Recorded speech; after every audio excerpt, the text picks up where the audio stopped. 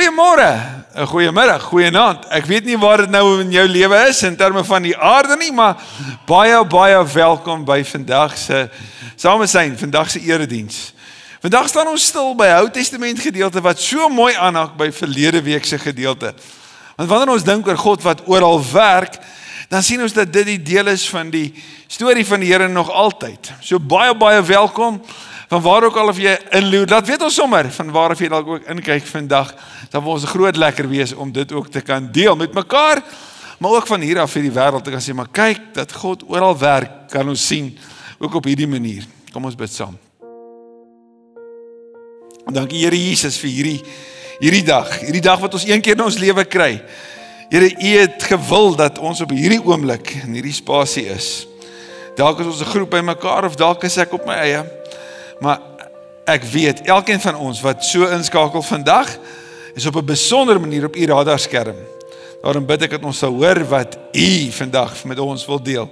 Aan U, die ewige Here, kom toe die lof en die eer vir altyd, ook nou. In Jesus se naam. Amen. Verlede week toe Stefan ons reeks oor die Heilige Gees afgesluit het hy gesê, die Here werk oral. Jy kan onthou dat het gaan oor Filippus in Ethiopië, Petrus in Ethiopië, en hoe Petrus hoor dat hy moet afgaan Joppe toe. Hy is in Joppe en dan moet hy opgaan na Cornelius toe, moet vir hom gaan besoek. En Petrus beleef, Jesus is die Here van almal. En Cornelius en sy mense moet hoor, Jesus is die Here. En hoe dit vir al twee 'n wonderlike bekeringsoomblik is. En terwyl ek hier gesit en dit geluister, daai Handelinge 10, het my hart so warm geword, want daar is 'n gedeelte wat op my hart is vir vandag, wat uit die Ou Testament kom, wat ook gaan oor 'n wêreld in Joppe. Dit begin so, 'n man word deur die Here geroep om profeet te wees, maar nie enige man nie, 'n baie onbekende, onbelangrike man. Hoekom weet ons hy is onbelangrik en onbekend? Want niemand weet wie sy pa, wat sy naam Amittai is nie. So Jona kry die opdrag van die Here, gaan na die groot stad Ninive toe en spreek hom aan, want ek weet hoe sleg hy is.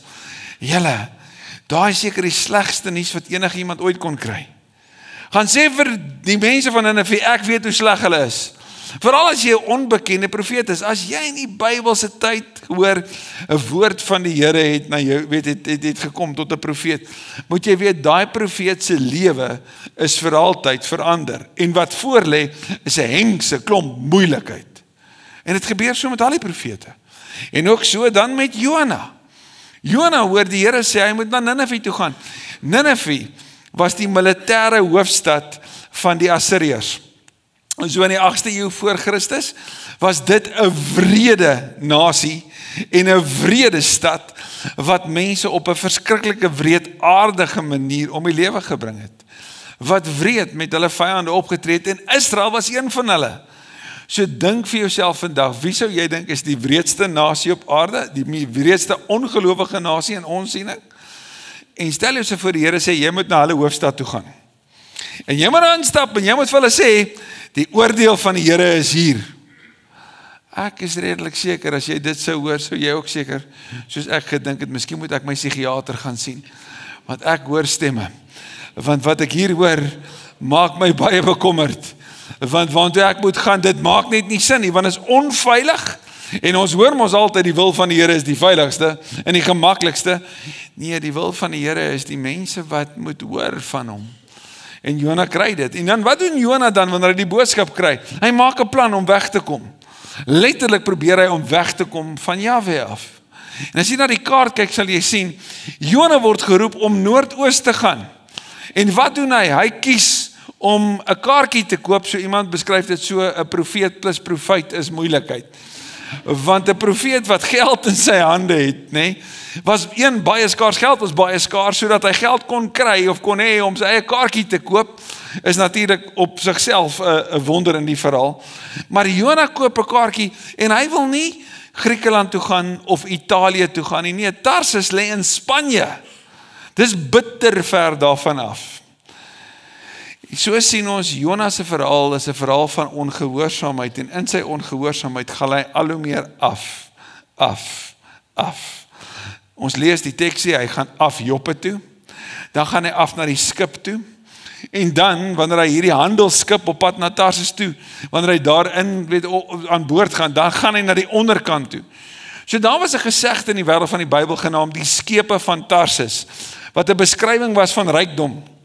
En Jona op hierdie handelsskip, dit lyk so asof hy vertroue kry in hierdie skip van rykdom. En dit was 'n multikulturele skip gewees, 'n handelsskip op pad na Tarsus toe. En Jona daar deur onder gaan slaap. Ek wonder vir homself of hy gedink het, as ek nou hier slaap en vasslaap, gaan Jahwe van my vergeet. En iemand anders kan in Ninive toe gaan, maar ek sien net nie kans nie. Ek is jammer, it's not my job. Dis nie my sirkus nie en ek is nie die aapie daarvan nie. So ek soek iets anders. Maar die Here het Ninive op sy hart.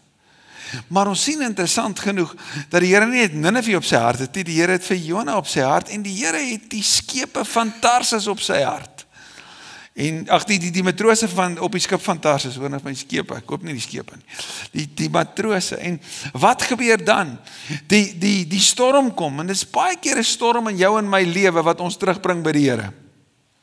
Nee. Dit is baie keer 'n storm wat ons lewe tref, wat maak dat ons vra, waar is ons hoop? Waaroor gaan die lewe regtig en wie gaan ons hieruit kan lei? En dan draai ons na die Here toe. En dit was ook so in daai geval. Die hoof gaan af na Jona toe. Hy sê vir hom, wat soek jy hier? Hoekom slaap jy hier? Wat werk jy? Waar kom jy vandaan en help ons? En Jona sê, ek skuldig, ek sê rede hoekom ons die storm het. En as jy hoofstuk 1 gaan lees, gaan jy sien hoe 'n skip op pad na Tarsus toe 'n tempel van aanbidding word.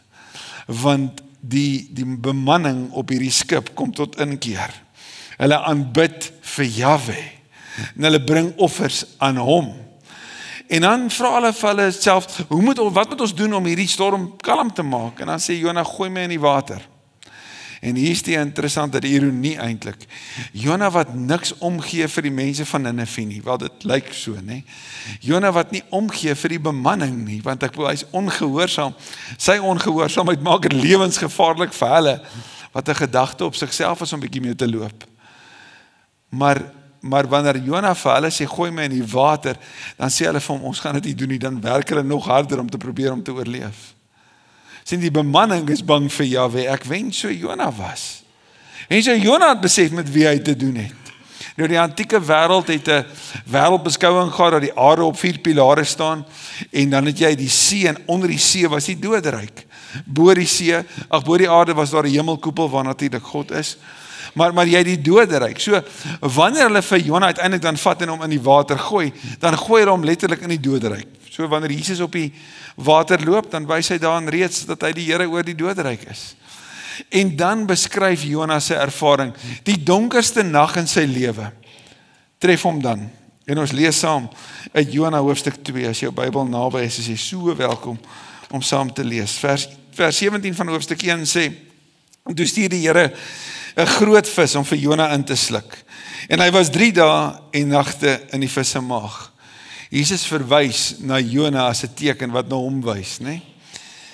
En daar binne in die vis, lees ons vers hoofstuk 2, toe bid Jona daar binne in die vis tot die Here sy God. Nou net kantopmerking, in die wêreld van die Bybel het hulle geglo dat God in die tempel woon in Jerusalem. Nou ontdek Jona dat selfs 'n vis by die bodem van die see is 'n plek waar jy kan bid. Daar's nêrens 'n plek waar jy kan gaan waar gebed nie moontlik is nie. En dan skryf hy het gesê, in my nood het ek tot die Here geroep en hy het my gebed verhoor. So die Here hoor selfs daar op die dieptes van die oseaan se bodem.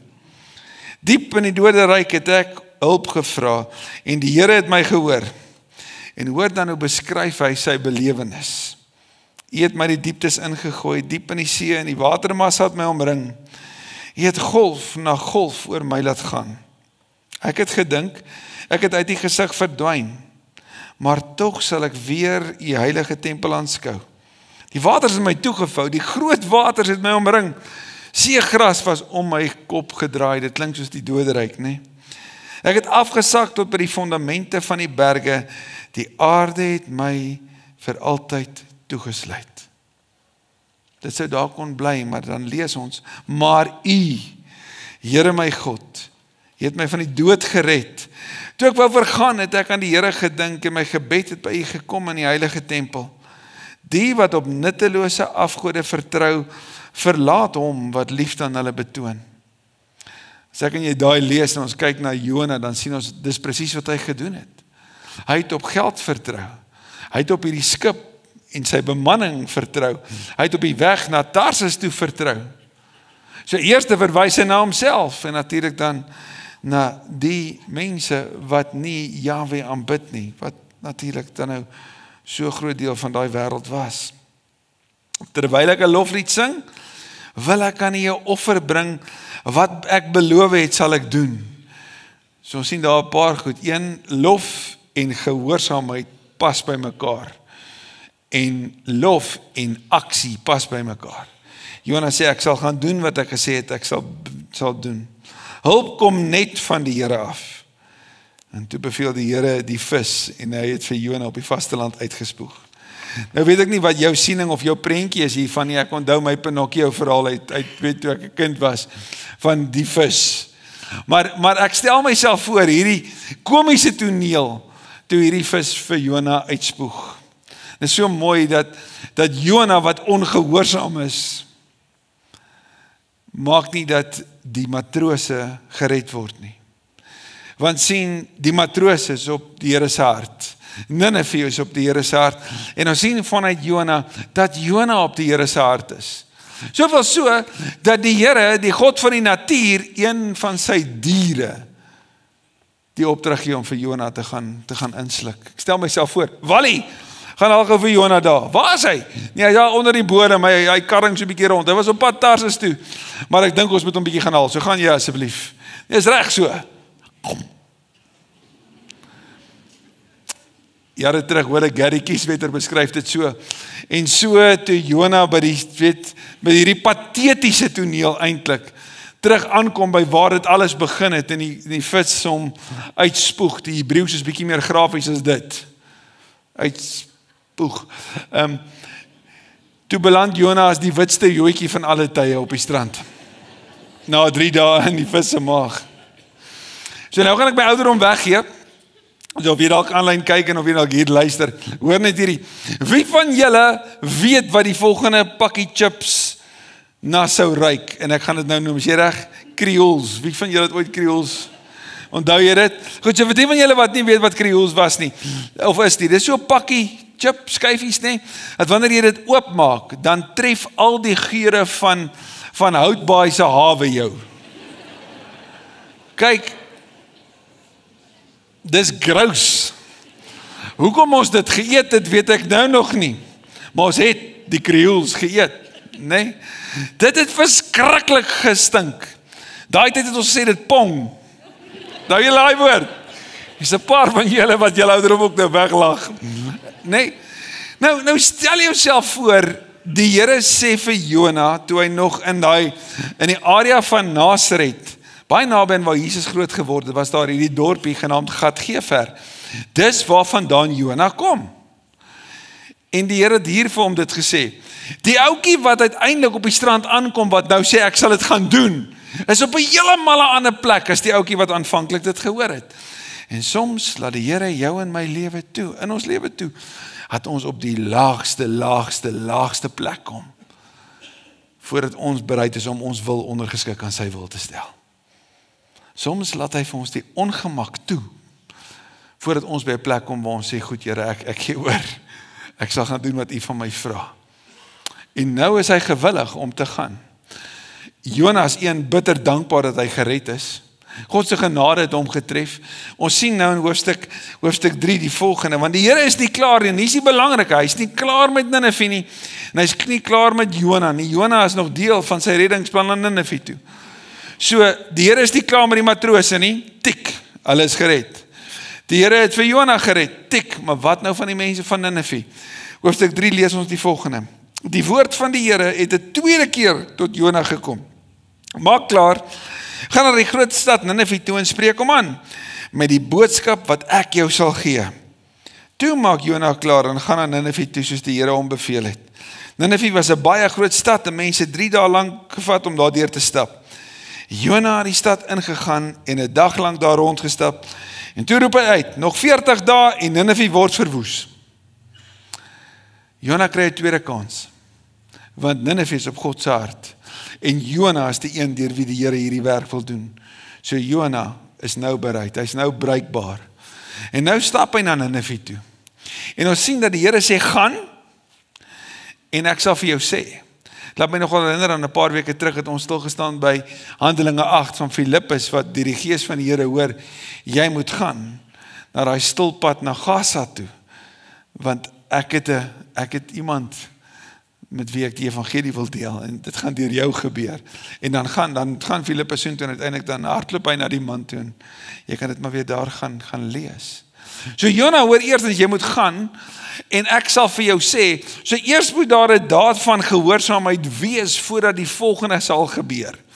En dit werk ook baie keer in jou en my lewe so, dit vat 'n eerste daad van gehoorsaamheid, voordat ons die volgende hoor, en die volgende hoor, want dit is hoe dit werk, ook in Jona se lewe. Maar Here, nou dink ek vir myself, dit het nie net een dag gevat vir hom om te stap, van waar hy was, tot by Ninive nie, dit was 'n paar dae se wandel gewees. Kon hy nie bietjie beter voorberei het nie? Kon hy nie bietjie beter voorbeelde gebruik het nie? Miskien 'n inleiding, miskien 'n gesprek, miskien 'n praktiese voorbeeld. Ek bedoel die slegste preek van alle tye, en dit werk. Wel, dit sê letterlik, hy het daar aangekom, en hy het 'n dag daar ingestap. Nou, die 3 dae wat het gevat het, ons gaan dit nou ook sien, dat 120.000 mense daar gebly in daai tyd. Dis 'n geweldige groot stad.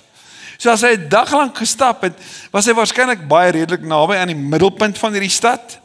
En wat sê hy? Nog net 40 dae en die Here gaan hierdie verwoes. Punt. Amen. Baie dankie. 'n Aankondiging van God se oordeel. Die 40 dae is 'n baie mooi beskrywing, en ek en jy sien 40 as die simboliese getal waarin die Here werk, nee, dink aan Jesus in die woestyn en dies meer. Dis 'n 40 dae van genadetyd. Iemand anders sou dit kon beskryf as 'n tyd van amnestie, kwytskelding. Maar vir Jona het hy gesê, oor 40 dae gaan hierdie gebeur, en wat doen hy toe? Dit.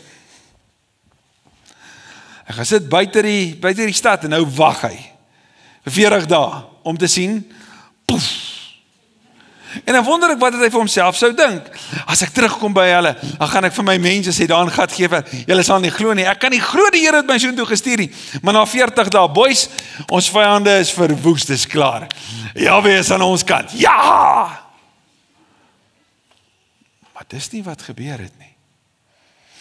Gaan lees maar gerus in detail Jona 3 en sien hoe Ninive radikaal tot bekering kom, want dis asof Ninive besef dat dit Jahwe is wat sê ek gaan julle verwoes.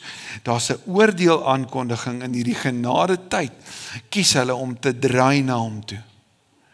En dan staan daar net soos wat die Here genadig was teenoor Jona, is hy genadig teenoor Ninive, en die Here het van sy oordeel afgesien. En nou wat doen Jona? In Lukas 15 is daar in die Nuwe Testament, vertel Jesus 'n gelykenis, is eintlik een van 3. Hy vertel 'n gelykenis van 'n jong seun wat gewens het sy pa is dood. Want wanneer die jongste seun na sy pa toe gaan, en vir die van julle wat redelik onlangs of in die laaste paar jaar afgetree het, daar is hierdie gedagte rondom jou lewe genaamd 'n erfporsie, nê. Nou stel jouself voor, een van jou kinders kom na jou toe en sê, hoorie, ek wens jy's dood, want ek wil my erfporsie hê. Want dit is letterlik wat dit beteken, het vir die jongste seun om vir sy pa te sê, gee vir my die deel van my erfgeld, my erflating, my erfporsie, wat my toekom. Dis 'n verskriklike arrogante manier van praat, ek wil hê. Wat eintlik sê, ek wens pa's dood. Sodat ek kan kry wat ek wil gaan uitblaas, wat hy natuurlik toe nou doen. Nou eindig hierdie seun in 'n varkhok en hy kom terug, en dit wat oorgebly het, was mos nou ou boetsin. Tesame met die vetgemaakte kalf. Die vetgemaakte kalf was vetgemaak gewees vir ou boet se troue, vir ou boet se groot troudag. So hy het daarna uitgesien, en boetie is uit my lewe uit, so ons het nou minder besittings by ons, maar ons werk hard hier by ons huis. Ek werk soos 'n slaaf vir my pa daar buite. Ek werk kliphard, want hierdie is myne. En dan kom jongste boetie daar aan, nadat hy alles gemors het, dis weg. En dan sê pa, kry vir hom 'n nuwe kleed, kry vir hom nuwe skoene, gee vir hom 'n ring, hy het hom gesoen, en toe sê hy, en dan vat jy ou boet se kalf, wat bedoel is vir sy troue, en gaan slag hom, want ons gaan nou fees vier. So pa kondig 'n party aan, en al wat ou boet wil gooi is 'n tantrum. En ou boet het rede. En net soos in Jonas se geval is daar 'n oop einde. Pa gaan na ou boet toe en sê, maar ons kan mos nie anders nie. Jou boetie was dood, maar hy lewe weer, ek het hom behoue teruggekry. So daar's genade, maar die genade is ook vir jou, kom in. Dis nie werke nie, dis genade. En dan sit Jonas so en wag, en hy hoor, die Here kondig nie oordeel aan nie. En hoor wat sê hy, en beskuldig hy die Here van in Jona 4. Ek lees graag vir ons die eerste paar verse, en daarna gaan ons na vers 10 kyk. Hieroor was Jona baie ontevrede, en hy het baie kwaad geword. So hy was ontevrede oor Jahwe se genade teenoor Israel se vyand Ninive. Hy het tot die Here gebid en gesê, ag Here, ek het dit geweet, toe ek nog in my land was, daarom het ek reg in die begin na Tarsus toe gevlug. En nou beskuldig hy die Here dat hy die rede is vir sy ongehoorsaamheid. Kyk mooi, ek het geweet, U is 'n genadige en barmhartige God, lankmoedig en vol liefde. U sien maklik af van die straf wat U aangekondig het. Laat ek nou maar sterf, Here, want dit is vir my beter om te sterf as om te lewe. Het is interessant dat hy hierdie keer sê, my lewe is in die hande, U kan besluit of ek lewe of sterwe. Soos daai matroos sy lewe wou beskerm, soos wat Jona beleef het, wanneer hy afgaan in die doderyk, gaan hy nog steeds gered word. So hy het al klaar 2 kansse gehad om te sterf, en dit het nie gebeur nie. So sy lewe is in Jahwe se hande, maar hy sal nou graag eerder wil sterf. Hoekom? Want Jahwe is goed vir hulle vyande. Hoe ironies is dit nie? Daai ontevredenheid van ou boet, leef in die ontevredenheid van Jona. Sien, Jona se bekering na die Here toe was alles selfgerig, het was selfsugtig, soos wat dit kan werk vir hom. Maar toe hy besef, Jahwe is aan die werk oral, ook in Ninive, toe pas dit nie sy prentjie nie. Maar jy sien, Eksodus 34 vers 6 het die Here vir Moses gesê wie hy is. Daar het hy vir hom gesê, ek is die barmhartige en genadige God, lankmoedig, vol liefde en trou. 5 eienskappe van wie die Here is. En ons lees in Johannes 4 vers 8, God is liefde. Ons sien dit hier in aksie, wanneer God genadig is.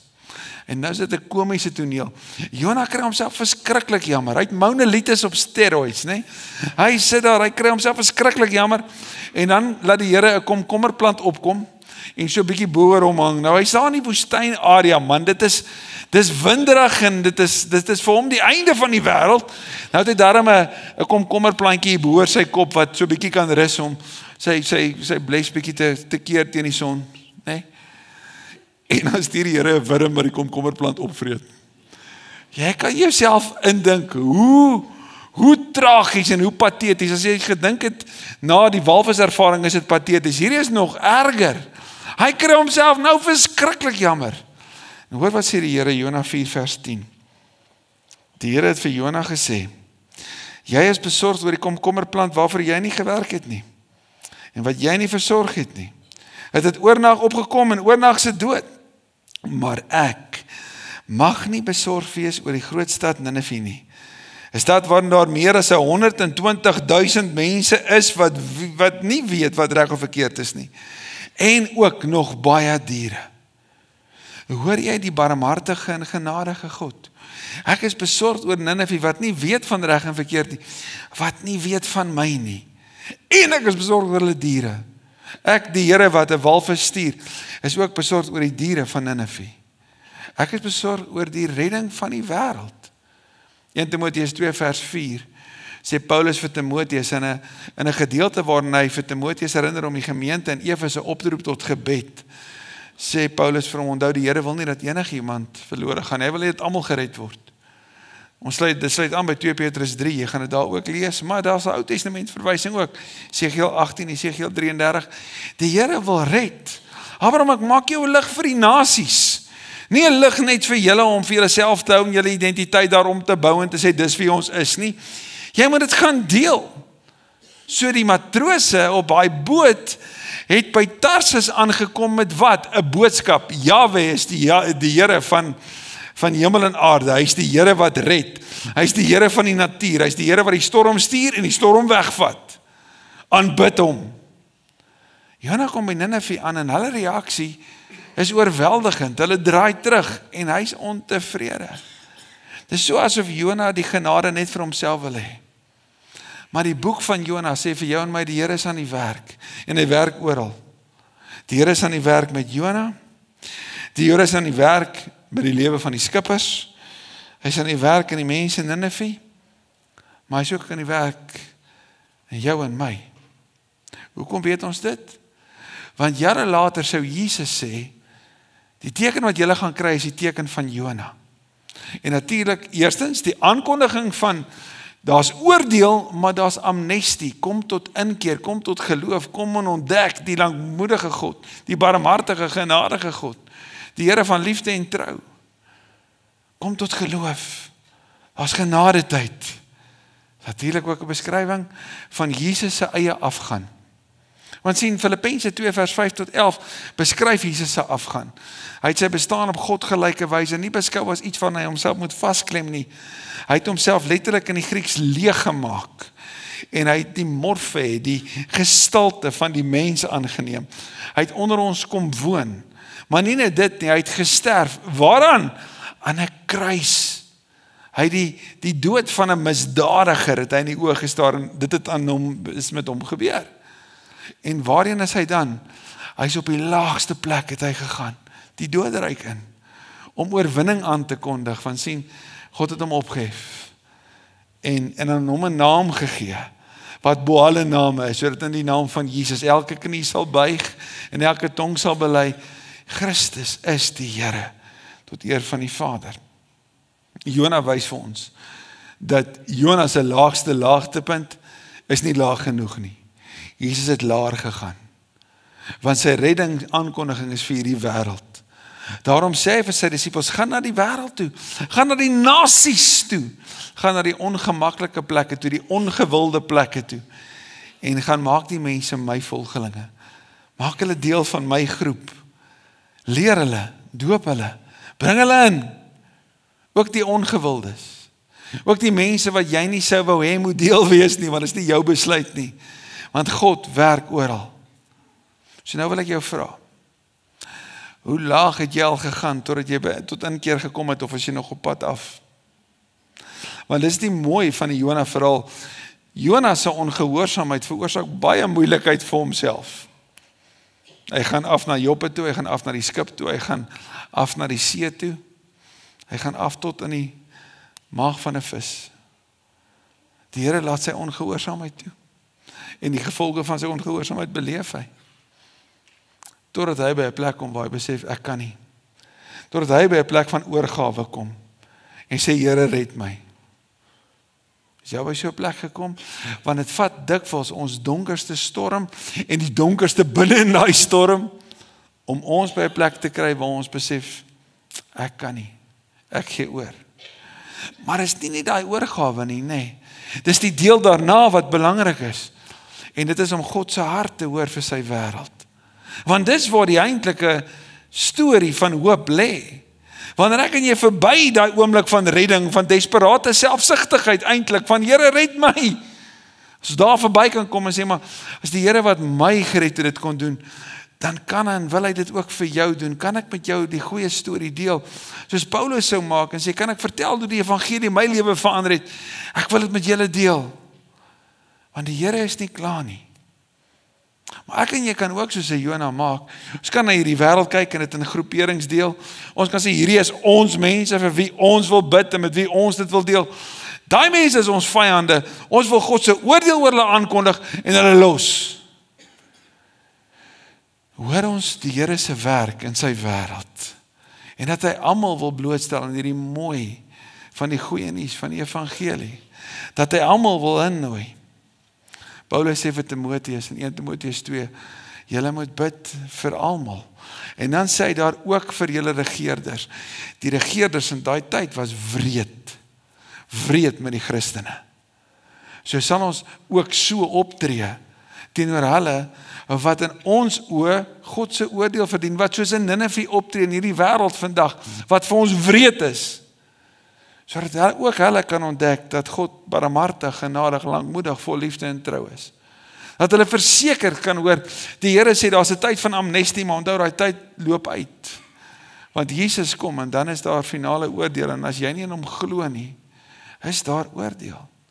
Maar daar's tyd van redding nou. So miskien is daar mense wat jou te nagekom het in hierdie lewe. Jou seer gemaak het, wat vanuit hulle selfsugtige optredes jou lewe so sleg beïnvloed het. God se genade is ook vir hulle. God se goeie nuus is ook vir hulle. En die Here wil hulle ook red. So mag ek en jy ons prentjie van God verander. Nie as 'n Here wat in my boksie pas en in my verstaan en my verwagting pas nie. Want Jona moes dit ontdek en die oudste seun van Lukas 15 moes dit ontdek en ek en jy ook. Want daar's binne in jou en my ook iemand wat sê, maar hulle mag nie, maar help ons asseblief. God se genade is so goed en so groot, as selfs die donkerste plek waar jy vandag jouself mag bevind, oor dade wat jy gedoen het, keuses wat jy gemaak het, nie buite bereik van die Here is nie. Die psalmdigter skryf Psalm 139, Here, waarheen sal ek gaan om van u teenwoordigheid te ontkom? Waarheen sou ek gaan om van u af weg te vlug? Klim ek op na die hemel, is u daar? Gaan lê ek in die doderyk, is u ook daar? Vlieg ek na die ooste of gaan woon ek in die verre weste, ook daar lê u regterhand my. Hy sê, ek sou kon vra vir die duisternis om my toe te maak. Maar vir u is my donkerste donker nie donker nie. My duisternis so goed soos lig. Mag die lig van die Here in jou en my hart skyn, om ons nie terug te bring by genade om te ontvang by Jesus alleen nie, maar om genade te leef ook, want dis die Here wat ons dien. Amen. Here ons God, dankie vir hierdie onverklaarbare, onbeperkte genade wat ons in die Bybel vanuit Jona, maar ook vanuit die evangelies kan van weet. Genade wat vandag vars hier is, soos Klaagliedere 3 sê, die genade is vars en niet elke oggend. En is onbeperk, Here, want daar is nie 'n slegte ding wat ek kon gedoen het tot nou toe, wat maak dat ek buite die redding van die lewende Here is nie. As daai man aan die kruis in die doodsnikke van sy lewe genade kon proe en kon beleef en kon hoor, al het hy niks verdien nie, dan ek ook, Here. En die persoon langs my en voor my en agter my ook. Dan ook die een vir wie ek dink die hardste dinge moet op neerkom, ook vir hulle is daar genade. Here, ons leef in 'n wêreld waar ons mense in boksies sit en ons sit lande in boksies en ander in boksies en ons verwag sekere moet goed mee gaan en ander moet dit mee sleg gaan. En die hart is nie dit nie. Daarom bid ek so dat U ons sal neem terug na die goedheid van ons goeie Here wat sy goeie seun op goeie Vrydag gegee het. Die Here wat sê gaan na die wêreld toe en vertel hulle hierdie goeie nuus. Die goeie nuus van ons goeie Here. Dankie dat ons die goedheid vandag kan beleef, daaroor kan sing, maar meer nog, dat ons ook deur die aangevuur kan word om dit te gaan leef. Hier, maar ook juist waar dit tel. Bid dit in Jesus se naam. Amen.